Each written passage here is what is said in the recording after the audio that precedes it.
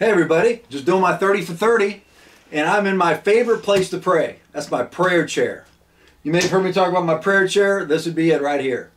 And do you know one of the things that is really tempting to do when I'm in my prayer chair? Let me demonstrate. You might be able to relate to this.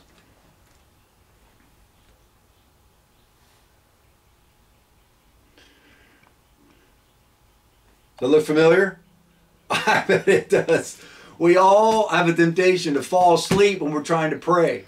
Even Jesus' disciples did. I mean, in Jesus' darkest hour, he says, "Can you guys pray with me?"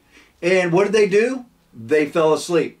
And Jesus said, "Could you guys not pray with me just 1 hour?" Now, I don't think he said that to shame them. I think he was just amazed at the weakness of the human condition. And then he said something really important. He said, "The spirit is willing, the flesh is just weak." It's just part of who we are. You don't have to feel guilty about it. It's just sometimes, you wake up in the morning and you go to a place to pray and you barely woke up and you get all calm and your body thinks it's time to go back to sleep. So here are some practical things you can do. One of my favorite is coffee. Now, I know some of you have a problem with that. I don't. I thank God for coffee. In fact, do you know where the cappuccino came from? The cappuccino monks, the cappuccino brothers. They would stay up all night long and pray. And, God created the bean. And they found it, and they drank it, and it helped them pray all night. So sometimes I get up and I pace back and forth and pray in the Spirit. My wife likes to walk the dog, and she prayer walks. You can't fall asleep doing that.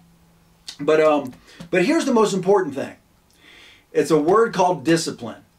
Now, I know that's not a favorite word, but look, we discipline ourselves to do all sorts of things.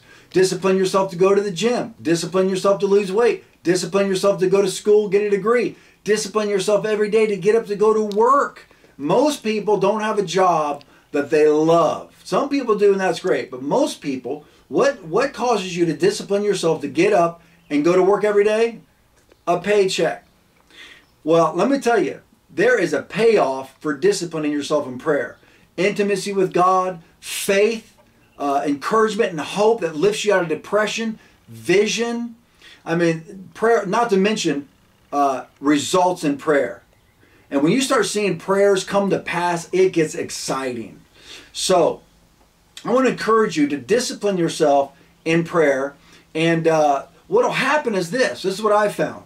The more you discipline yourself, stay focused, stay awake, you'll find yourself being able to pray for longer periods of time. It'll get easier and easier. And so I pray that you stick with it. It's going to be a life changer. And right now I'm going to go back to doing my 30 for 30 in my prayer chair. Prayer.